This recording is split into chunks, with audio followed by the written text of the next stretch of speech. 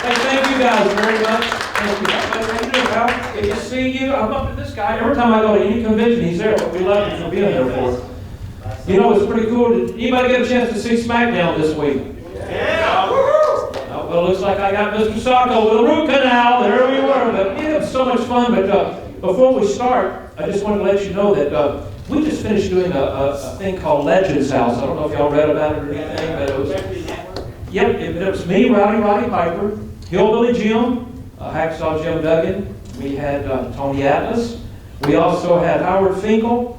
And, Pat Patterson was on it with us too. But we spent a month in California, in Palm Springs. And the house we were in was fantastic. It was the old house that was owned originally by one of the Marx brothers, Hart, who later on, it was owned by Barbara Sinatra. Frank Sinatra's wife owned it. But we had a great time. But if you get a chance, hopefully it's going to be on either Sapphire USA Channel 1 in a couple of months, so once they get through editing. So other than that, if anybody's got any questions, anything you want to talk about, throw it at me, and we'll have some fun for as long as we're going to be here. So raise your hand. I'll come around with the microphone. I'm not Stephanie, but I can do the job. We want Stephanie. Yeah, we'll do pictures, whatever you guys want pictures made. We'll do pictures, whatever you guys want when we get through. So, what's your name? Steve. Steve. Hey, Steve. How are you? Good, man. Great. Good. Just a quick question. I know when you do house shows and you're on the road with all the guys you're managing, how is it determined? Maybe you had guys doing shows on the same night in different arenas. How is it determined who's Corey being on that night, and or most of your guys on the same card, or you know, if you had guys on East Coast and West Coast, how did that work for you? Well, you know, you were right. Years ago, we'd run 3 cities a night, in case everybody's not really familiar with it. But 3 cities, probably one city was the top billing, the top match was either Hulk. One of the other cities might have been Andre, and of course maybe Piper in the other major city that we're in. And they'd stack the cards down. We got a couple of tag matches on there, a couple of single matches, and that's how it really worked back then. But you know, I tell you, I was pretty lucky. What happened to me when I first went up to New York, the quick way how it really happened, in case anybody hadn't heard the story, I was in Memphis with Jerry Lawler and Andy Kaufman. We were running up and down the roads. We'd be on Memphis on Monday night, at the Coliseum on Tuesday night, Louisville Gardens, Evansville, Indiana, Wednesday night, and so on and so on. So it was all driving back then, of course. But back when WWE was kind of putting all these big shows together, this deal called WrestleMania, I had a friend that went up there, which was Hillbilly Jim. In our territory, he was Harley Davidson. You know how Memphis worked. But Howard Finkel had been watching all the tapes of a lot of the talent in different cities, because I didn't know that they were plucking different people out to bring to New York at the time for this big show, WrestleMania. So I was on the road, and I believe the first time I had the phone call from WWE, I was managing Hot Stuff Eddie Gilbert. I don't know how many people remember Hot Stuff, but Hot Stuff Eddie Gilbert. I had Plowboy Frazier, which up in New York, he was Uncle Elmer, and I was managing Jimmy Valiant and Coco Beware. So all of us, all 5 of us, in one big car, and we were at the Days Inn in Nashville, Tennessee. And back then, no cell phones, pay phones, so before we'd go to the buildings that night, we'd go use the payphone to call back to Memphis to see if we had any calls or whatever. And I called home, and they said, yeah, you had a phone call from Vince McMahon. And I went, you gotta be kidding me. Vince McMahon called me. I thought it was Austin Idol wanting a ride to the airport that following Saturday, so I didn't even call the number back. So a week goes by. The next week, I'm in Evansville, Indiana. So up there, I think I had Troy Gray on the Dream Machine, which was kind of like Dusty Rhodes, you know. I can't do the voice like my man over there can, but I had the Dream Machine, and I think it was the PYT Express, which at the time was Coco Bear and Norvell Austin. Back there would come out to the Michael Jackson music back then. So I had those guys, and I think also it was Killer Carl Krupp at the time. So once again, we're in Evansville, same thing, staying at the Days Inn again. That was our favorite hotel back then, Days Inn. It was cheap, but it was good, clean. So use the payphone again outside the Evansville, Indiana. Call home. They go, George Scott's called. Now, George Scott at the time was kind of the booker for WWE at the time. Still, laughed again, didn't call the number. I said, this has got to be a rib. So finally, I called Austin Idol the next day. I said, Austin, don't worry about it. I'll give you a ride to the TV on Saturday. He goes, I didn't call the number. So got back home, Hillbilly Jim called me. He goes, Jimmy, why aren't you calling the WWE back? These guys have got this show in 3 months called WrestleMania, and they've been looking at your tape through Howard Finkel, and they'd love to have you up there. So make a long story short, I made the call, Vince McMahon called, and a week later I was up in New York, and the rest was history after that. But thank gosh for that one phone call. One more quick story, too, and I'll tell you how they booked the thing. Bill Apter did probably the greatest favor for all of us in Memphis in our life. At the time, Andy Kaufman was up in New York. And I've probably heard this story before from him, but I'd like to give his view because it's so important to our territory. Bill Apter was with Andy Kaufman up in New York, and I think Vince McMahon Sr. at the time really didn't care about using comedians or a lot of stars mixed in with the wrestling, because they were talking about bringing Andy in. He didn't want to do it. He made the phone call to Jerry Lawler, and Lawler's booking office at the time that we were in was his kitchen, okay, in Memphis. So we were in the kitchen, had the phone call coming down. He said, Jimmy, Bill Apter called, we might have a chance to get Andy Kaufman down here. Andy Kaufman, you got to be kidding me, this guy on taxi? So it was a thrill for us to bring him down, but because of Bill Apter, that's one of the reasons Memphis did so well toward the latter part, because we had Andy Kaufman down here. So Bill, thank you very much. Thank you. Nice round of applause for Bill. Thank you, thank you. But so many great things. Sometimes it's better to be lucky than to be good. So I feel like I've been dadgum lucky my whole life, going to school with Jerry the King Lawler, him taking a liking to the music we did with the Gendrys back in the day, and I always loved the wrestling show. When we got out of high school and we had the million-seller record Keep On Dancing, back then there was bus tours back then. And we had a call from Dick Clark. Dick Clark had a thing called Caravan of Stars. And these guys, whoever would be on the tour, would travel from city to city to city around the country. Well, our first tour out of high school was with the Beach Boys and Sonny and Cher. So we did this cavalcade of stars, and I never will forget, in the room that day, kind of like this, the Beach Boys were there, Sonny and Cher, I think some other groups were in there too. But Dick Clark got up in front of us and he said, remember one thing, on the stage, give your best, never let the audience down. But he said, remember one thing, give them a money's worth. Because if you dress like the audience, one day you're going to be sitting in watching who's on stage. So that's why I kind of wear the colorful jackets, the airbrush jackets, and whoever I was managing, that's, the way we kind of look. We always try to be colorful. If you notice the honky tonk man, always colorful, the Hart Foundation, the pink and black. Even Earthquake and Typhoon, as big as they were, always had the colorful tights, But I don't know really, to answer your question, I don't know how the heck they chose what town I went to. I had so many different people, but they would just, they'd kind of spread me out. I might be with Honky in a certain town if we were fighting Jake Roberts or whoever, or I might be with the Hart Foundation if we were against the Bulldogs. And I think if the belts were at stake, that's most of the time who I really went with, other than Nasty Boys or whatever. But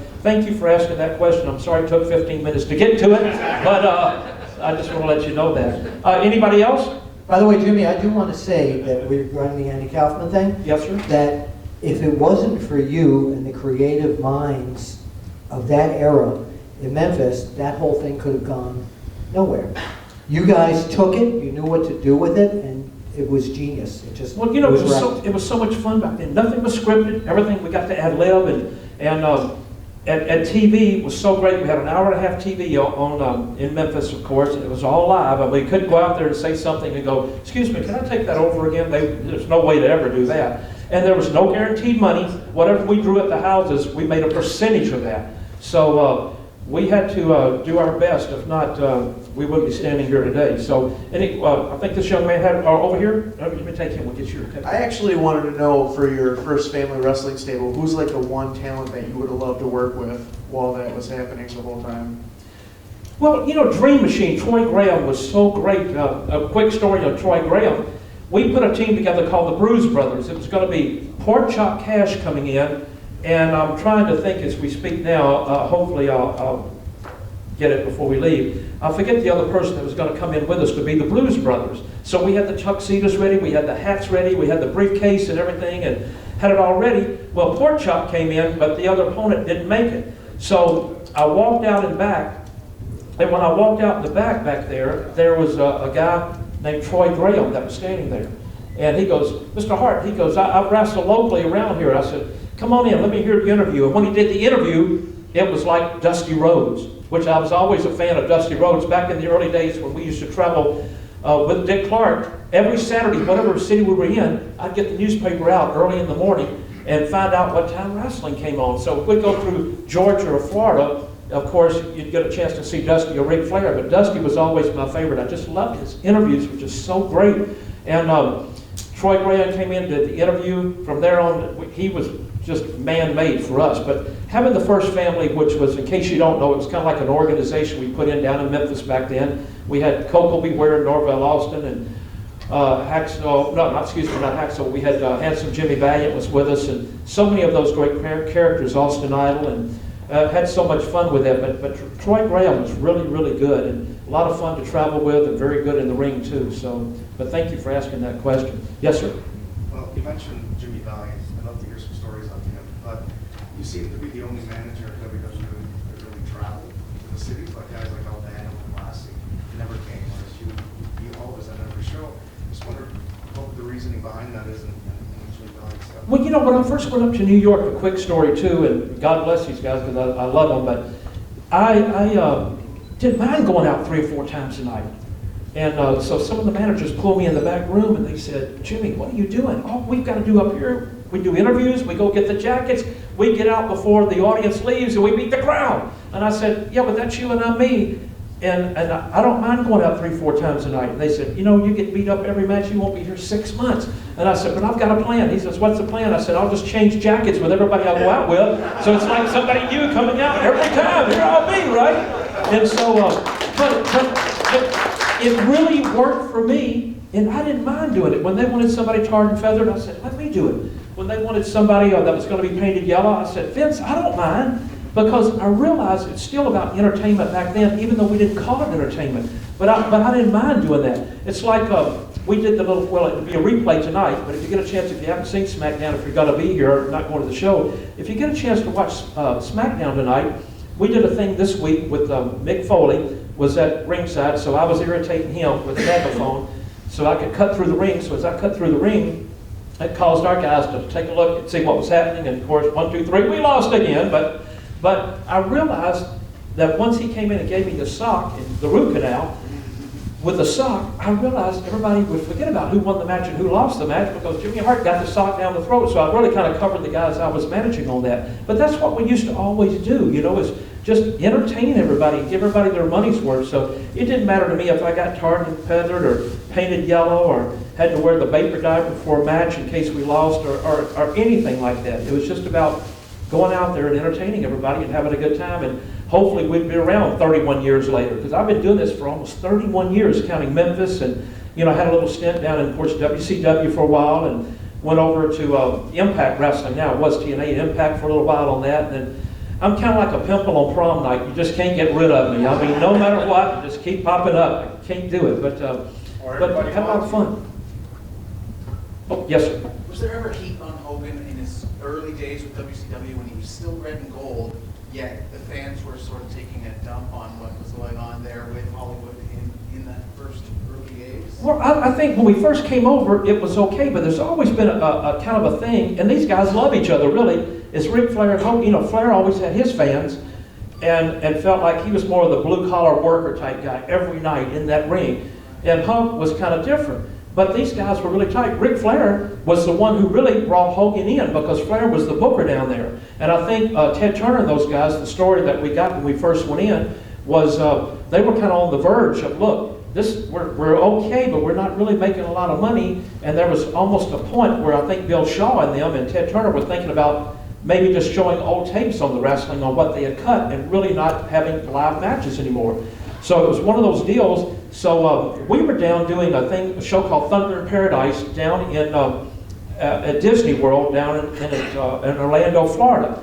And Bischoff and those guys were filming WCW down there. So they came by and talked to Hunk. We just left WWE at the time. And so the next thing you know, we're on TV for those guys.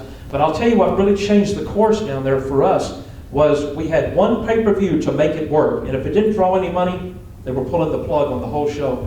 And that's when we had Flair against Hogan. Sensational Sherry, God rest her soul, was in Flair's corner. I was in Hunk's corner. But Hunk, we pulled out every stop. These guys came in free for us. We got a hold of Shaquille O'Neal. He came in and did it for us because he was in Orlando anyhow. Hunk called Mr. T. Mr. T came down. So we used every contact we had to try to make that pay-per-view work. Ted Turner said, if the pay-per-view works, then you got a deal, it's running. If you don't, they were going to pull the plug. Thank the Lord, it worked and had a good little run. Of course, a lot of things that happened down there I really didn't agree with because I knew you can't pay out more money for the talent than what you're ever going to bring in. Just didn't make any sense to me. But when we first came down, they let us put t-shirts in the audience, which they wasn't doing before, because I've always felt like if you're going to be on TV, put your product, give them to the fans. Put your product, at least for the 7 or 8 roles out there for TV, people are able to see the product and maybe go back and buy it. I couldn't understand why they didn't do that, you know. But, you know, we had a good little run. But like I said, sometimes it's better to be lucky and be good. And I think I've been very lucky my whole life, kind of landing on my feet and doing different things with different organizations. Can I take him over here? No? Okay, yes, sir. Kind of a two-part question. I know you did a lot of the music for both WWF and WCW. First of all, what was the process? Like, how long would it take you usually to write a song for a wrestler? And do you have any favorites that come to mind when you think back at all those songs you wrote? Well, I like really all of them, but I've always loved the Reju Brothers song because we kind of made it nerdy. We don't like heavy metal. We don't like rock and roll. All we like to listen to is Barry Manilow. But we cut that at Sun Records when I lived in Memphis back then. So they were excited to go to Sun Records where Elvis cut and Johnny Cash and Jerry Lee Lewis, and they met Sam Phillips, who produced all those guys, you know, and he was kind of in semi-retirement. But Shawn Michaels' song, of course, Sexy Boy, which they still play off and on, and you know, was always a thrill. I love the Demolition song because Rick Derringer sang the Demolition and played it for us, so that was awesome.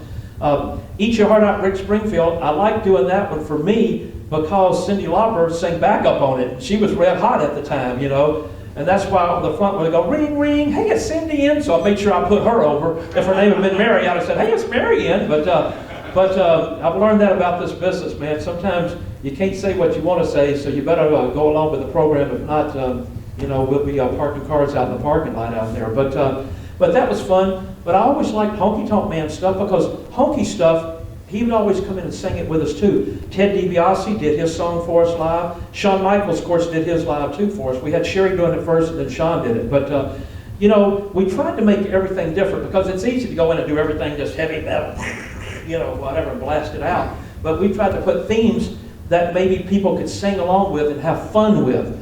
I did radio this morning on The Edge this morning. So before we went on the show, the guy was playing some of the wrestling theme songs. So I always get a kick out of that. But like I said, doing the music was just so much fun to us. So we had a good time doing it. And I like the Wolfpack song that we did for Nash and Hall and WCW.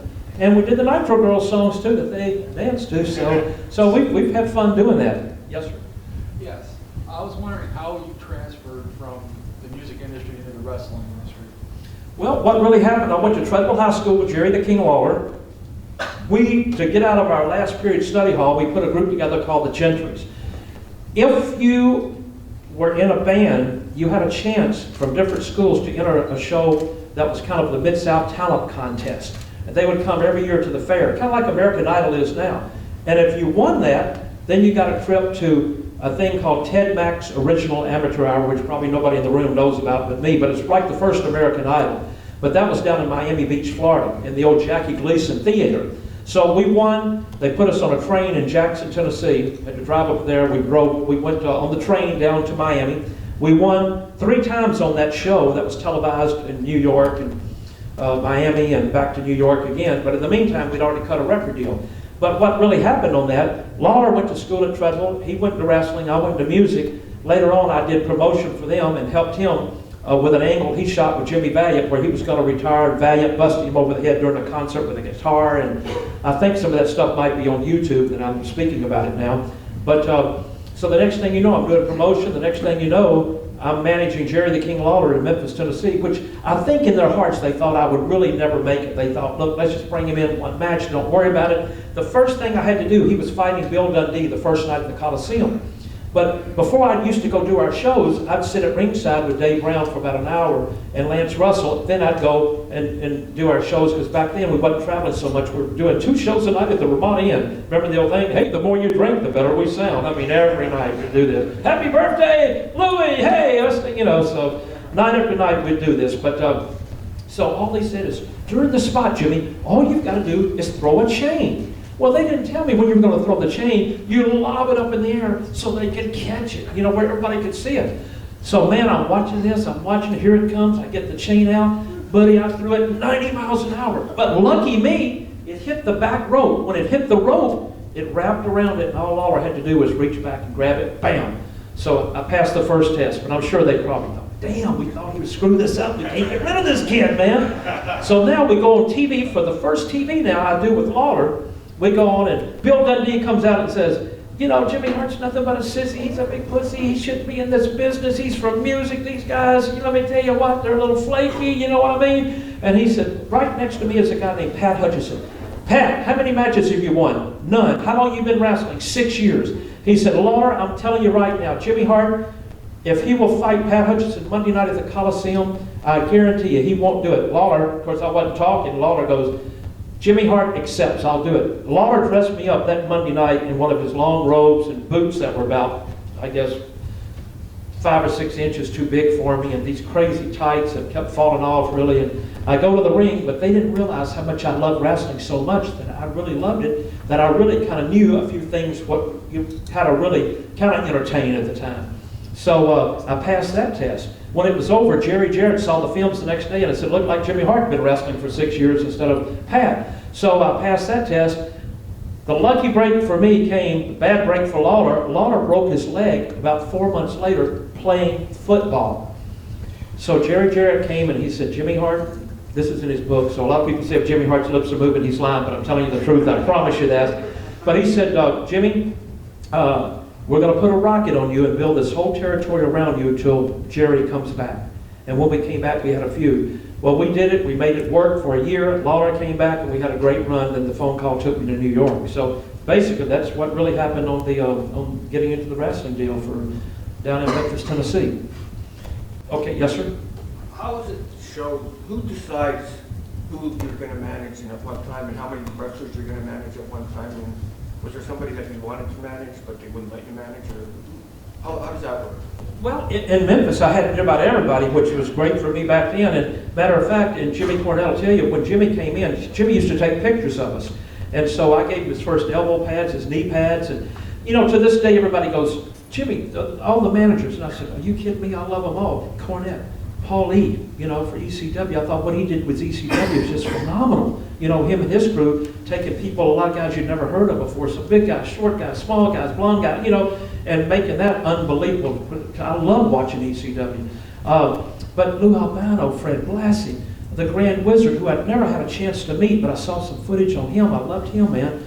And just J.J. Dillon here. J.J. came to Memphis and managed Kamala against me and Lawler. I mean, what a thrill that was. But just Fred Blassie, and if I'm leaving anybody out, the Slickster, you know, all these guys were just tremendous. And I loved watching anything I could see on all of them. And I was just honored to be part of that. But up in New York, when I first went to New York, they bring me in, and I go down the stairs in Poughkeepsie, New York, and in Poughkeepsie, New York, sleeping on the couch down there is Greg the Hammer Valentine. And Howard Finkel goes, Jimmy, this is who you're going to manage, Greg Valentine. And I went, great. I go in, and I meet Greg for the first time, and Greg goes, oh, thank God. I said, what? He goes, I thought they said I was going to be managed by Gary Hart. So I guess Gary Hart and him had a big feud at one time, and I didn't realize it, had a falling out. So all this time, for 2 months, Greg thought he was going to be managed by him and not me, and I'm going, oh my God. So, but I had King Kong Bundy up there too, which I had Bundy in Memphis. And then that led to Jim the Anvil Neidhart, and then we brought Brad in, so then we had the Hart Foundation. And that led on to Earthquake and Typhoon and the Reju Brothers, and then finally we turned Jock into the Mountie, and we had a good run with that. And then of course Honky, and then we had Greg, and Greg's run was kind of teetering out a little bit, so that's when we did his hair black and had Rhythm and Bruise, and Danny Davis, the wrestling referee, and then I ended up with Hulk and Brutus, of course. And you know, it's just been a great run. But really, they just kind of put you who they really wanted to put us with. Which I had, you know, Bravo and Adrian Adonis too. But no matter who I was with, I really enjoyed it. Everybody was so different, so much fun. They really were. Yes, sir. I've been the token English guy today. Can you give some stories on some of the English guys? Some English boys, David Boy. Davey Boy and Dynamite. I mean, what a great team to work with, but I was always terrified with them because they played so many tricks and pranks on everybody. I wanted to stay on their good side all of the time because in the ring, their stuff looked so convincing. But I'll tell you a quick story what happened. We were in the dressing room one night, and I've told this one when I was inducted into the Hall of Fame in 2005. Where else could you go into an office if you worked there? And our office was any city, any given night. That you walk in, and there's Andre the Giant sitting there playing cards with Arnold Scola. Over here, you've got the British Bulldogs feeding Matilda. You've got Jake the Snake Roberts with Damien trying to take him out of the bag. You got the Honky Tonk Man tuning the guitar. You got the Nasty Boys talking with the Reju Brothers going over their match, and when they got in the ring, they forgot everything they talked about. I'll tell you that now. So that was a waste of time. But it was just such a thrill to me. But one night, we were in, I think, Pittsburgh, and I always change the batteries in the megaphone around because on the planes, if this thing goes off the planes, everybody has a heart attack. So I was putting the batteries in, but when you first put them in, the button goes off and the siren goes off on the megaphone. Well, when that happened, Matilda was laying over there. She jumped up and grabbed the megaphone. So I thought, this might be pretty cool in the ring if I go out, we get our instructions, I'll just have it by my side, I'll hit the button, the siren goes off, they'll drop the chain, let Matilda attack this, I'll kind of take a bump with it, let her grab the megaphone, and then finally they'll take it, turn it off. We started doing that in every town. Well, in one of the towns we got in, Slick, it was like a 8-man tag. It was the Bulldogs, and I think, I don't know who was their partner at the time, but I think I had the Harts and the Nasty Boys at that time. No, it was the Harts, and I think Slick had Akeem and somebody else he was managing. Well, we played a trick on him. We said, look, why don't you hold the megaphone tonight, Slick, and let Matilda grab you, right? Well, Slick didn't know, and I said, don't forget to hit the button. So when he hit the button, the siren went off because he had saw what we'd been doing. And so when it happened, the dog attacked him. He dropped it, but poor Slick, when he jumped up on the apron to go over the top, he fell over and broke his wrist. So after that, Vince really said no more. And it really wasn't a prank or anything. It was just something that really happened. But, you know, that was kind of a story with Dynamite and Davey Boy. But those guys were tremendous. Matter of fact, I think Harry's going to be fighting Fit Finley on the show tomorrow night here. So that should be really good. Yes, sir? Well, do you have any good Nasty Boy story? Oh my gosh, the Nasty Boys. Oh my Lord. Well, here's a story. Thank God I wasn't involved with this one. But Knobs and Sags, you know, it goes back to what you were talking about, some different teams I was with. That night I was with the Hart Foundation in one team. Our plane went, I think we were in Rockford, and no, we were in Milwaukee, but the Nasty Boys were in Rockford, so I couldn't be with both teams. But the planes, next day, we all joined back together for a show we had somewhere else, but we had to go back to Chicago to catch the connecting flights, right? So I get there, and Dave Hebner, one of the referees, then he goes, well, did you hear what happened to your boys last night? I said, no, we were in this town. He goes, well, you will not believe it. Knobs got stabbed. I went, what? He goes, yeah. He said, you know them, playing around with the fans, you know, challenging the fans. He said, what happened? It was Sags and Knobs and Mike Rotundo were riding together at the time.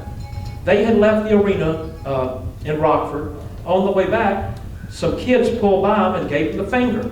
Well, Knobs and they go, try to chase them down, chase them down. So they pulled up beside him and gave them the finger. But the guys say, pull over, pull over. Well, they pulled over. When they pulled over, Knobs started running up to the guy, but the guy had a knife. As soon as he ran up, whoosh, stabbed Knobs. Knobs had the big jacket on, so it helped, but it still cut him. And he goes, he's got a knife, he's got a knife. Sags came up. Sags had these tire cables that were in the back. He had or some kind of jumper cable, so he went up, he whacked the guy with it, but when he did, one part came around and flipped around. There's two, you know how to go. Negative, positive, flipped around and hit Sags in the back of the head. So now, Knobs has got a knife wound going, oh my God! Sags has got a big stick cut across the back of his head with blood, so finally Mike Rotundo's out. He's pulling everybody off, knocking, bam, bam, bam. Cops come out, take everybody in. Now Knobs and them go to the hospital. So Knobs is in the hospital. Oh my God, he's got a big sweatshirt on and everything. So they're in the room in there. Knobs is on the table. Sags told me the story. So Knobs is on the table. He's got a sweatshirt, so the doctor goes, okay, just calm down. He goes, I'm bleeding, doc. Your blood was coming out. So when he pulls the shirt up, all that blood had clotted you know, it was bad, but it wasn't as bad as it looked. And Knobs goes, "Oh my God, his guts are falling out! Oh God!" Knobs faints and passes out. Knobs faints, passes out, and it wasn't that at all. He just went, "Oh!" He fainted, and of course he had some stitches, and Sags did too. They went to court, but the Nasty Boys won the case. What happened was the girl with them said, "No, these guys did start it. These guys had the knife." But that was, I mean, there's a million stories I could tell on them all night, but oh my gosh, I mean, but you know, Knobs and all of us, we still talk off and on too. I talk to them each week because they live in Tampa where I live, but Knobs has got the biggest heart in the world. He really does. You know, he's great. Both the guys are great. Yes, sir? Yes, I was actually wondering, where did the idea of you bringing the megaphone to the ring come about? You know what? I'll tell you what happened on that. When I was in Memphis, I had a cane, but I knew going to New York, Fuji had the cane. So that wasn't going to take place, I'll tell you that now. So one day, I'd been up there about 6 months, and all of a sudden Vince McMahon came walking in the room. He goes, "Jimmy, here's your new gimmick you're going to take to the ring with you." And I went, "Awesome." I said, "Can I paint it, fix it up?" He said, "Do anything you want to with it. Just use it." So Vince McMahon really, probably one of the greatest things he's ever done for me, because when I go get pictures made, everybody wants to get pictures made with a megaphone. I said, "Here, not only hold it, we'll make sure." But I use this in WrestleMania 3. I have different ones that we have in storage that we kind of bring out from time to time, but I kind of always bring this one because, you know, it kind of hold together a little bit better. But you can tell it's got a few battle scars, but I haven't really tried to fix it up that much. We had to super glue that little piece on there, and of course it's got a little chip down here in this part. Now once in a while we do kind of retouch it a little bit, but we kept most of the stuff on it. So Does it still work okay? oh gosh, yeah, I've got the batteries turned around backwards. I knew somebody would ask me that if I didn't do this. But before we leave, I'll fix the batteries and we can use it. But Vince brought it back to me. He really did. And, you know, we had a giant box in the back. We had like 8 or 9 honky-tonk guitars in there in case we needed them, and 5 or 6 of the megaphones. So anytime we got low, they just ordered 5 or 6 megaphones. We painted them up and kept them. So that's the one thing about WWE. And I even noticed the other night on the SmackDown show we're on tonight, which is kind of a replay, still everything is so professional there. I mean, like I said, when Piper and myself and Gene and Fink and Tony and all of us in Hillbilly Jim, we were all there. We were sitting around, and their production is so unbelievable. I mean, with the music and the pyro and just the camera shots, it's so detailed for everybody to really see. It's amazing how good it really is, still really is. Yes, sir? You come back here. I think our person helping us is gone, so I'm going to do it myself. Blue Light Kmart special, right, guy? Okay, so the Reju Brothers are practically known as big troublemakers and pranksters. And you've also managed Jacques Rougeau individually as the Mountie. I just wanted to know, while they're pulling their pranks and shenanigans, if you distance yourself from them, or if there's stuff that you had to shy away from, or you had to be the mediator in most cases when they would start stuff with like Birch Bulldogs, etc. Well, here's what really happened on that. Jacques and them, because the Bulldogs at the time were playing a lot of pranks on people, which they never did anything to me, so I really didn't mind it. But I made sure that I stayed on their good side, really. But they played a lot of pranks, but Jacques and them, when they first came in, they didn't really do a lot of pranks. They might have done it in the territory they were up there, but I didn't see them really do anything in WWF and WWE, of course, at the time on that. But when that whole big fight started down there, that took place in Miami originally. It started in Miami. Jacques and they were playing cards, and I think Dynamite came in and popped Jacques upside the head. Knocked his hat off. It was really a good hit. And that kind of started it. But I think Jacques was accused of, and I don't know if it happened or not because I wasn't there, that Pat Patterson and Jacques and them were very tight, you know, the kind of the Montreal connection. And I think Dynamite had said originally that Jacques had said something to Pat about something they had done. It might have been about a prank. I'm not sure what it was really actually about on the thing. But I think that's what really kind of started that whole little war between those guys on it. And after everything took place, you know how Vince was, boy, in one of the Delta lounges in California before we went on a tour, he pulled the Rougeau's in the corner, in there, and he also pulled Dynamite and Davey Boy in there. He goes, "Look guys, this ain't taking place. Y'all are going to shake hands, y'all are going to hug, you're going to do whatever you want to, because next week y'all are going to be in the Royal Rumble." you know, and so it all kind of smoothed over after that. So actually, the story, what really happened on it, you know, only people know is between Dynamite and Jacques and those guys, you know. But all four of the guys were great. I mean, I love working with the Bulldogs because, gosh, they were just so, I don't know, it's just something about them. The way they did everything was just like robots. You know, they're just so great and so good. And they never, you know, when they hit you and everything else, they look like you're ripping your head off. But, you know, I'd go, oh my God, Jesus Christ, please. But nothing ever hurt. They were awesome. I mean, these guys were great. They really were. They really were. Yes, sir? How did you like doing the movie Monster Brawl? You know what? I'm glad you said, I just bought a copy of it today. You know what? I did Edge Radio this morning, and we went to a store because I heard this song on the radio I really liked with this group, and we went to buy it. And while I was there, the lady goes, I was last year when you were here for the Monster Brawl. She said, I went to the premiere of it. I went, when does that movie come out? She said, I've got it. If you look on their website, it comes out in June. So, yeah, but it's out. So I went and I bought 2 copies of it. And then Colin, who you'll see in here in a minute, Colin goes, well, where did you get me one? So here it was his birthday. So here's old Jimmy Hart. I give him 1 copy of Monster Brawl on that. But I can't wait to see the finished product of it. Oh, did you get one too? Oh my gosh, I hadn't even opened it. I gave it to him. Oh, I'll be darned. It sure is. But I you know, I enjoy doing that up here. And Kevin Nash was on it with us and everything. So I'll sign that for you too, whatever you want done. But I had so much fun doing it. The guys that were producing it did a great job. It reminded me of the kids that are doing this Legends House that we just finished doing. It's called Knucklehead TV is the company that did it. But they work on Survivor, they work on The Apprentice, they work on Bully Beatdown, and a lot of those shows like that. But these guys were really good. Nothing was scripted. I said, is this scripted? He said, no, we don't want you to go in there and start a fight. We just want y'all to be yourselves for this month you're going to be in here. And so there was a lot of visitors. We had come see us too. I can't give too much away. But it really turned out probably the greatest experience I've ever had. I told Vince that the other day when we were at SmackDown. I just told him, I said, thank you. I said, so much let me do that, because, or picking me as one of the 8. It was the greatest experience I've ever had, and I hope wherever it lands, if it's USA, if it's, you know, Sci-Fi or whatever, I hope y'all get a chance to see it, because it was really different. I mean, really different. Anybody else? Yes, sir? I heard you call into Bubba the Love Sponge show once, and you said, never trust a midget. Right. Where did that come from?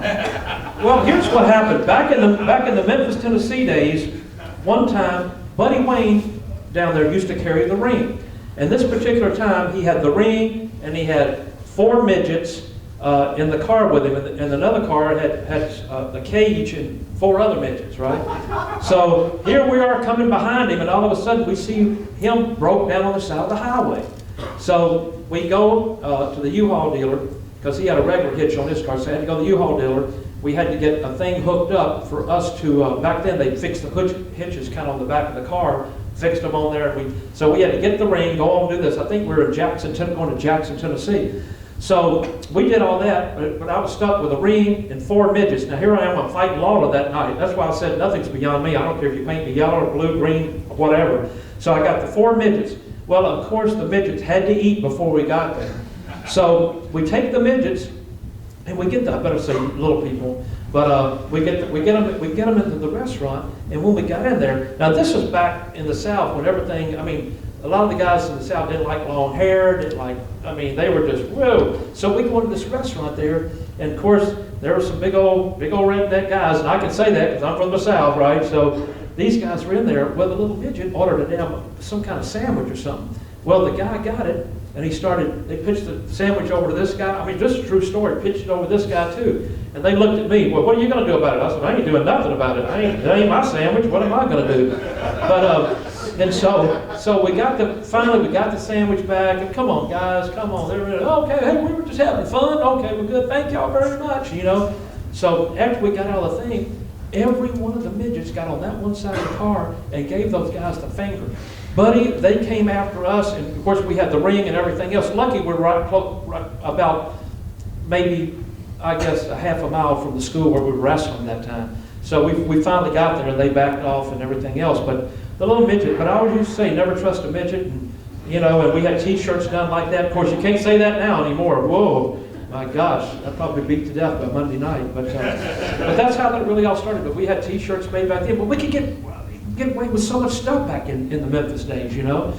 And nowadays TV got to really be careful what you say and what you do. But we had a lot of fun back then. It was a good time. Let me take you this. Yes, sir. What was the experience like getting inducted in the Hall of Fame? Wow, you know what? It was probably really, really cool. What happened when Jim Ross called me on it, because at the time Jim Ross was calling about it, he goes, Jimmy, he said, called me and goes, Jimmy, how would you feel like if you were inducted into the Hall of Fame this year? And I said, Mr. Ross, are you sure you ain't calling Bret Hart? And I said, what I really said, and he laughed. He said, no, he said, no, you know, we've gone through all the tapes and everybody you were with and everybody you're doing it with. And I went, man, I would be honored, you know. And I still didn't really believe it. I thought, you know what, I'm not going to really tell anybody now, because it was about 4 months out. So I didn't really say anything. But, you know, it was really a great experience. Before we went on, I had this big, long thing laid out that I was going to say and not read anything off, because I always felt like if you have to read something, it's really not from your heart in the first place, you know. So I had it all done before we went on. Vince goes, look, whatever you do, don't mention Vince's name. You can't mention this. Don't mention. I'm sitting here going, well, that was my whole speech, thanking everybody for giving me a chance, right? So we just went up there and kind of winged it and everything else. And at the time, my son had been in the 101st. He'd been over there on 2 tours, you know, and he was there for the heart of the fighting. And a lot of his members of his 101st got shot up pretty bad. So, you know, that was kind of emotional draining for me on that end of it. And so, you know, life is so short on everything that we do. And, you know, I've always tried to not take everything too serious, you know, on anything. But about 8 months ago, the worst phone call I've ever had in my life, one that, how many people have married or have kids? Anybody have kids or whatever?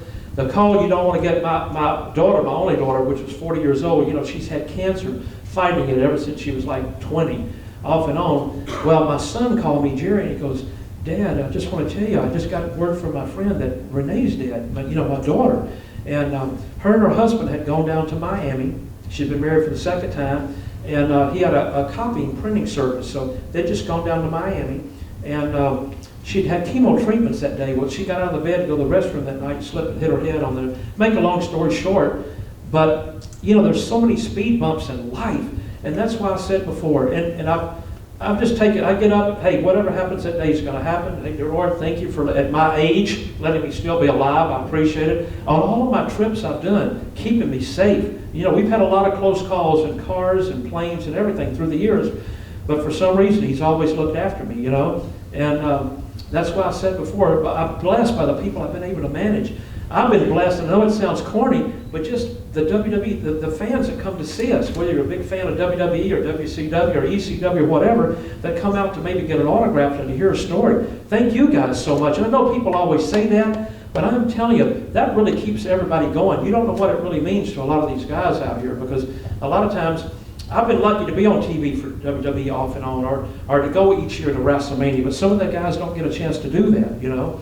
And not that they shouldn't do it. I mean, they really should. But, you know, like I said, sometimes it's better to be lucky to be good. But doing these type things, I mean, I won't keep y'all here all day, because I know other people are coming. I'll talk my head off to y'all guys. And when people go get autographs, I always stand up to do autographs, because I always think it's so, I don't like to sit down. I think it just doesn't look good if you sit down and people are doing it. You have to rush everybody through. If people have got a question, I want to know what you want to talk about or whatever, and do that. But that's just the way I've always been. You know, if we have to stay late and do something, that's okay with me, or whatever anybody needs. Next, yes, sir? So you've been to TNA and survived. What's wrong? Well, I'm going to try. Well, here's the thing. I want to try to be politically correct, because everybody there, I do like it. And, you know, Jerry, I worked for his father, Jerry, you know, and Jeff's 2nd generation wrestler, of course, and everything else. And here's just my opinion. I think, number one, they need to go on the road. That's the first thing. You need to go to let their camera people who came from WCW to get a big picture. I don't care if you have 1,000 people, 2,000 people. Get the shots, get the boom camera where it looks like you're in front of 5,000 or 6,000 people. I think that's number one. You know, because ECW had something special, and nobody's going to ever be able to get that back again. When ECW did their stuff, to me, it was awesome. It was that small crowd, but they were wild and they were crazy, and everybody in there was so unbelievable. But I think it's hard to get that back again. I think by them having that little audience that stands up like that, which is always the same people every week, you know, do that. I think if they put seats on that side, which they could, I think even if they had to stay there, it would give them a deeper shot to make it look like there's 3,000 or 4,000 people there instead of 800. That's just my opinion, if you've got to stay there. But I think if they can go on the road, I mean, my gosh, they've got Rob Van Dam, they got Mr. Kennedy, they've got some great talent. You know, Ric Flair, you know, him, you know, he's always, if he gets in the ring, he's going to entertain you. Whether people want him there or don't want him there, I love him to death. And I just think, I think that's great. I've never really liked, I know everybody does it, I like the way we used to do it with Jack Tunney and back in the Memphis area. I like when the show starts off with everybody, you got two guys going, and tonight you're going to see 4 big matches, you'll see blah, blah, blah, blah, blah, blah, blah. I love that. I've never really liked for somebody to come out and go, tonight, you're going to have a 2 out of 3 fall match with your hands tied behind you. And we're going to have no referee. And we're going to have 45 people in the audience with belts. And they're going to stand around. I mean, it's like, what are we doing? Or if somebody wins the belt, all of a sudden, you don't win the belt tonight unless you go through the gauntlet. What's the gauntlet? Well, the gauntlet's going to be, you're going to go to the 7-Eleven, pick up a cheeseburger. When you, I mean, I'm just making that up. And I'm just saying, why can't it be like it used to be? Why does everybody have to come out and stop the match and start the match and stop the match? And this guy did win. No, you didn't win, you know?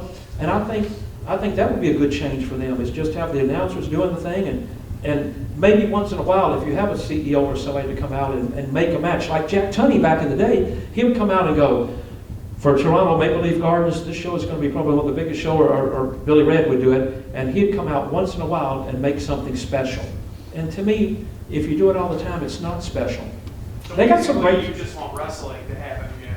Well, I love the interviews. I don't really like the cameras behind the stage all the time. I like everything done in front of the people. I like the way Mean Gene's pit used to be out there, and everything was live, and you stood up there, and if you flubbed up, buddy, shame on you, you know. But just do it in front of the audience. If you're going to shoot an angle, do it in front of the audience. Let it all happen there, you know. And but I have nothing really bad to say about them. They've got some great talent and everything. I just think, you know, it's like a football team. It's hard to get rid of the whole football team. But, so you have to change the coaches. You have to change assistant coaches sometimes.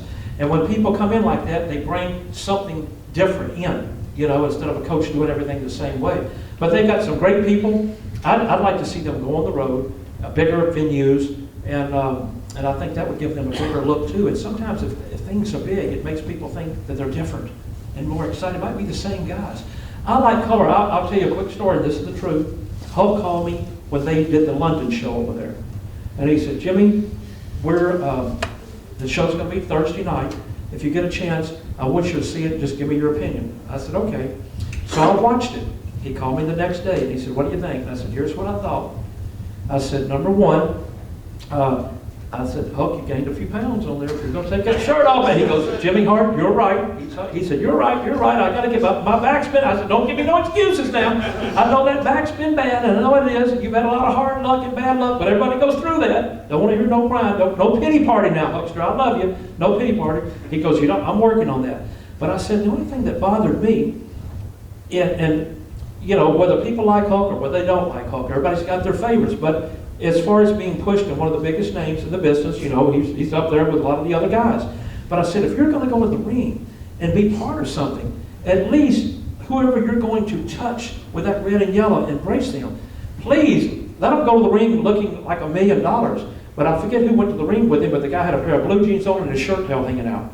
Now, how can you tell somebody to spend $29 on somebody in that ring that's going to be teaming up with Hulk or fighting Bischoff or whoever, if everybody in the ring's got blue jeans and a shirt on that you can buy over here at the Kmart? I mean, dress up, give everybody their money's worth. I mean, these guys are awesome in the ring too. AJ Styles, he is phenomenal in the ring. Christopher Daniels, oh my gosh. I mean, these guys are tremendous.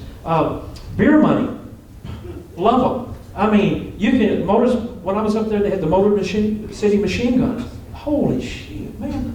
I mean, every night I just see these guys and I think, how can you get any better? But they do. I just filmed a couple of things. I did a girl show, I don't know if y'all saw it, called Rassalicious. we did some stuff on that. So, matter of fact, we got a little bite by MTV last week, believe that or not. But we're going to do a lot of different, cut it over again too, and have some fun with that.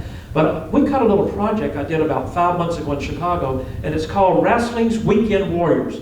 And it's about these kids out there that are so damn good. They don't get a chance sometimes, but they work regular jobs, 9 to 5, but on weekends they put their outfits on. But I'm going to tell you what, some of these guys are unbelievable. What I just told you, those guys can do, these kids can do the same thing. They're very marketable. So hopefully if we get that on the air somewhere, people will see them, maybe WWE or Impact Wrestling, and hire these guys. That's what it's for. We're not trying to start a wrestling company. It's just to let people know how good these guys really are. So I just talked, I got to tell you this too. I don't know, anybody heard of the name Bill Shaw? Bill Shaw used to be with Ted Turner for 31 years, and they still are together. He just called me last week, and I just had dinner with him about a project that he might be putting together with Ted. And so I thought that was pretty crazy because, you know, sometimes what goes around comes back around again, you know. But that was funny. But that goes back to TNA. I think they got everything it really takes. Everybody up there works hard. I just think once they go on the road and get a bigger picture, I think it's going to really help them tremendously. Yes, sir? Where's my guy with our other mic? I can't believe this. He left us. Yeah, you were linked to the XWF like around 2001, just shortly after WCW folded. I just want to know like your experiences there because you did work in the head office, as well as the fact that what in your opinion, why do you think it failed and what should have been done differently? Because it reminded me a lot of WCW, and you even had Hulk Hogan linked to it to do a pay-per-view show with like Kurt Hennig as well. So I was just wondering. Here's a true story on the XWF. What happened on that? We left and we went up to. There was no Hall of Fame back then. So I think that really helped get the Hall of Fame together, really. So I had this idea and I thought, look, I know Pam Waring at Universal. We can get Universal. That's a big name. So the first thing you're going to do, where do we need to cut? Are we going to cut at Oshkosh, Wisconsin at the high school? Or are we going to cut at Universal? I said, Universal, that's it. Got a hold of her. We got the building. Then we came up with the backing money to put this show together. So I thought, all these guys aren't working. So I said, let's put something really cool together that hopefully the fans will love. We used AJ Styles, if you look at the tape, before TNA had it. We had Christopher Daniels. We had Josh Matthews. He just came from the other. We had Josh Matthews. We had Kid Cash back then, who nobody was using. So I always liked the younger talent too. It's not about, hey, let me trust me. Old story, 2 old batteries ain't never started nothing. So when you have 2 wrestlers that are up in age trying to fight, you know, that's okay if it's maybe a Legends thing once, but you don't really need to do that, you know. And you sure don't put somebody too young with them because it'll really make them look older if they can't do it. And you don't want to hurt the younger kids either because they can't do the high-flying moves that they want to do. So what we did, we had, in case anybody hadn't seen it, we had Tony Schiavone, the voice of WCW, with Jerry the King Lawler, the voice of the WWE. We had, as our CEO, Sable, who's now married to Brock Lesnar. We had Rowdy Roddy Piper is kind of our general manager of the deal. So we had him. We had Hulk came in, but he came in really later on. He wasn't joining us at first. He came in against Kurt Hennig. We had Bobby Heenan looking great. Oh my gosh, Bobby Heenan managing him. We had the Nasty Boys. We had the Road Warriors. I mean, the list goes on and on. But I thought we really had a great, great crew, which I guess now looking back, we really did because half the people in it are now in the Hall of Fame. We had Snuka and Snuka's son at the time. So it was just, it was such a thrill to do it. I wish, if I had to do over, I wish we'd have gone in and done one show, a 2-hour show for a pay-per-view. I think we'd probably still be rocking and rolling, maybe, because we'd have had the money to continue on. But we did 5 episodic adventures. Matter of fact, I just went in about a month ago, and we had one version out with me and Knobs doing the ins and outs for them, but I took all of us out of them, and we've got 5 episodic adventures of all 5 of those shows with what we just talked about that we're going to box up and put together and do some stuff with. Awesome. But nobody's ever seen them like that before. But now it means more because on it I think we have 14 Hall of Famers in it. Unfortunately, we've got about 5 or 6 people that have passed away. But a lot of the people that you'll see now are on TV now doing other stuff. I mean, so, but thank you for asking about that. But that's what really happened. You know, we had no intentions of really just cutting the tapes. But to do over, hindsight, wish we'd have done a pay-per-view, then I think we'd have shown our money backers and we could have made it rock. So just one of those things. But what's old might be new again, so we might come back with that before it's over. So there's no plans to make the XWF, like, try to compete, or at least make it, like, you know... Well, it'd be so, well, you know what, it'd be hard right now because so much of the talent is spread out. A lot of guys are getting a little older that we had back then that could really do a lot of good stuff too. There's a lot of young talent out there, but to make young talent, you've almost got to have the older talent mixed in with it to get people to watch a little bit, and then you can kind of move on from there and try to make it work. That's why I did the show. I'm always doing something. I mean, that's why we did the Wrestling's Weekend Warriors, because there's so many kids that I see in these towns that are so damn good. I mean, and they're groomed. They've got the best outfits. I mean, they're very marketable, but there's only so many spots for Impact Wrestling. There's only so many spots for WWE too, and it's hard to get somebody to take a look at you sometimes. And that's the hard part about that, you know. But there's sure a lot of good talent out there, I'll tell you now. Yes, sir. Quick comment. One of my favorite Jimmy Hart memories is when you went on Piper's Pit and Roddy Piper just broke up with Cowboy Bob Orton. You brought the bag for him of gifts from Cowboy Bob Orton, the rope and the pair of panties and the pink cowboy hat, and you tried to put on Roddy Piper, and they ended up tying you to the chair and tried to make you drink that stuff. Man, was that funny stuff. Well, you know what, Piper and I, we were talking about the Legends House because, you know, we did a lot of the pits back then. But once again, we could get away with so much stuff back then and have so much fun doing it, you know? And nothing was scripted. Everything, hey, Jimmy, you're going to do a Piper's Pit. This is who you're coming on with. Whatever y'all want to do, do it. I'll tell you a quick story, too. A lot of people ask me about the flower shop with Adrian Adonis. How that really worked. We got to the building one night in Poughkeepsie, New York, and they said, Jimmy, here's $800. Go buy every flower you can find. You and Adrian are going to start the flower shop. What? Okay. So I go to this flower shop and I said, ma'am, I want to buy $800 worth of flowers, but whatever the tax is on it, just buy that many flowers because I only have $800 to spend. So we did that. We got back. We put cinder blocks up and put 2x4s across it, lined everything up. We came out and Adrian goes, what are we doing? I said, Adrian, I'm going to play like I'm Ed McMahon. And here's adorable Adrian. I said, you take it from there, you know. And that's how we really did that for a while. It really did. But a lot of things were just ad-libbed and nothing scripted. And we had so much fun. But back then, there was no guaranteed contracts.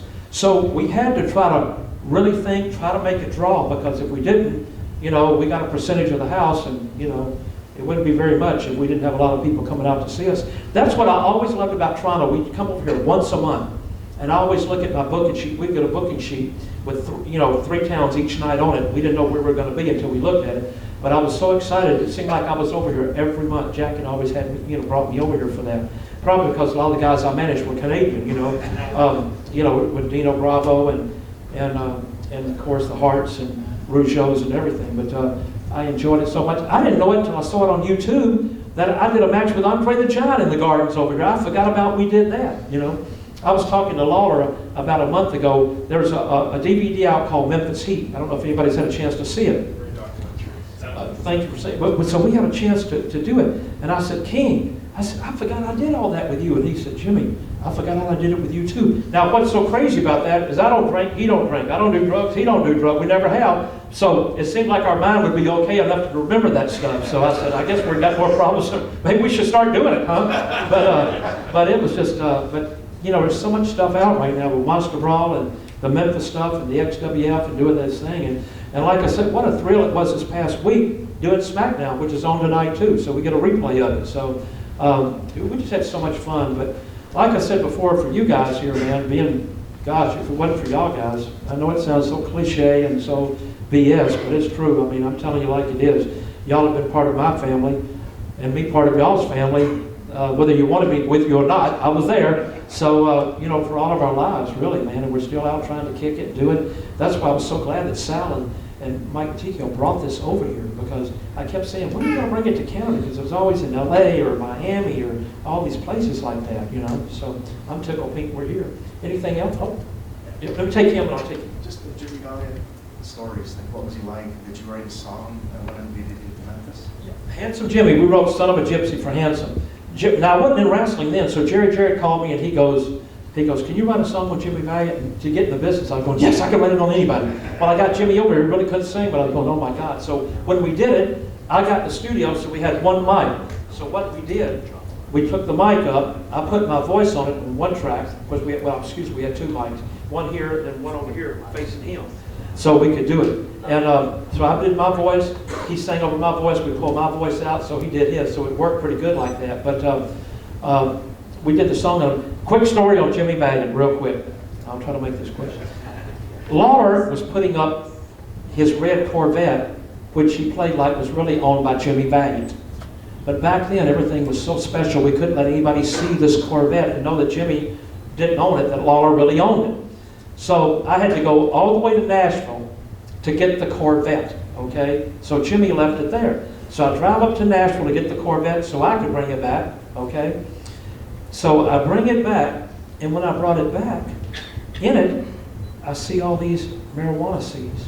I went, oh my God. Oh my God, I'm going to drive all the way back to this. If the police pull me over, this is it for me. So I called the King. I used to pay for him. King, we got a real problem. Oh my God. He goes, what? He goes, I think Valiant, woohoo, on the gimmick here. He goes, you're kidding me. I said, look, I just got in the car. It took me 30 minutes to get all these seeds out of the damn car. It's ridiculous. They're on the seat. They're on the floor. I cannot believe he's this careless. You know, I'm scared to even drive it back. Look, clean them out. You know, just, oh my God, I can't believe it. So finally, we get back to TV. We have the car cleaned up. We fix it over there. He gets in the room. He goes, Valiant, man, he said, you got to be careful smoking this dope, man, on this. He goes, what do you mean, King? He goes, yeah, Jimmy went and got the car. There were these seeds all over it. He goes, King, he said, that was from Burger King. He said, I hate those seeds on top of my bun. So he had scraped off all the buns on the poppy seeds on top of it, and that's why it was on the floor. I'm like, I'm like that big idiot. Like, Jimmy, you, oh my, I mean, he'd already called Jerry Jarrett. They were already getting rid of the territory after the match, lose the match, the Corvette, and that's what it really was. It was the seeds on top of the bun. Oh my God, that was the Jimmy Valiant story. But I love Jimmy. Jimmy was, when I'd go with Jimmy on the road, he'd always turn the mirror down. I'd always drive, of course. He'd turn the mirror down. I said, Jimmy, we just went 400 miles. We're going 400 miles back tonight. The thing's still down with the mirror. Why? He goes, I just want to see where I've been. Where have you been? But that was his whole deal. He'd keep the mirror down just always, and they'd always say, he'd like to look behind him to see where he'd been. I mean, it didn't make any sense to me. It was like stupid, but I love Valiant. Valiant was great, man. He really was a great showman. Really, really was. Oh, man, I'm telling you, man, Jimmy, when he first came in, the people loved it. He came in as a heel. But I mean, people didn't hate anybody when Valiant came in going, look at this ring, Elvis Presley gave me this ring, Mick Jagger gave me this watch. I mean, everybody loved this guy. I mean, you know, it was just one of the things. When we did the big switch, when Lawler broke his leg and I went on TV and go, what do you do when a horse breaks his leg? You shoot him, right? Well, that day we crowned a new king of wrestling. It was either going to be Paul Ellering, Handsome Jimmy, I think Ali Hassan or whoever was with our Dream Machine or somebody. Well, we crowned Paul Ellering the king, right? So I was managing Paul Ellering then, because he just came in with us. We bleached his hair blonde and all that, and he was just kind of learning the ropes. So we crowned him. Well, we did a thing with Jimmy where people loved Jimmy anyhow, and I was managing Jimmy. Jimmy came out, so we were in the ring, and we were beating Dundee with a belt. And I go, Handsome Jimmy, come out and get your some, brother. Come on, get your some, Handsome Jimmy. You know, Handsome would come out and go, oh, you know how you did all this stuff. Brother, hey, Jim Boy from the Boy, I'm coming to help you, baby. I mean, it's like, well, hurry up, get here, please, the show be over. So we get in the ring. So I get the belt and whip Dundee, get you some. Of course, what he did, he turned on us. We were off and running after that. We had a great 6-month run with Dundee and Valiant teamed up against our team. And it just turned out great. I mean, it really did. But Handsome was just really unbelievable. He really is. Anybody else? Yes, sir? Everybody knows that you've done a bunch of battle royals, and yet you go under the ring. Yeah. And when everybody was out, you'd come out. But was there anything weird or funny that happened, or knowing that you were going under the ring so people would play pranks on you? You know, during the Battle Royals, everything was okay and everything was cool. Matter of fact, I think they owe me 50 grand for the New York Battle Royal that I pushed the junkyard dog out over the thing. Colin, check into that for me, please. But I tell you, the craziest experience under the ring for me is when me and Honky Tonk Man were fighting the Ultimate Warrior. On one of the matches, this is when Warrior first came in, and a lot of people don't care about Warrior, but I loved him. You know, he was cool, you know, to me. One of the things that happened, we went underneath the ring, and underneath the ring, he was supposed to kind of pull my pants off, and I had these red underwear on, and I come running out, you know, going, oh my God, right? But he was so panicky underneath the ring that when he started jerking the car, I said, Warrior, please, if we stay here 10 minutes, it's okay, because people will go, what's going on under there? But he was just like, and man, he ripped them so much, he ripped my underwear off with my pants. It's a true story. So there was a towel under there that the people had worked on. So when I came out, I had to come out. So I just kind of held it up like this and ran straight to the back. But let me tell a quick story. How much time do we have, Colin? Over 4 minutes. Oh, over 4 minutes. I'm sorry. One last story. I'm sorry, guys. And we'll take whatever y'all need to do. We need to do pictures, whatever. But here's what happened. I'm managing Honky Tonk Man down in Fort Myers. And God rest his soul, our agent at the time was Chief J. Strongbow, who just passed away. But Chief was great to us.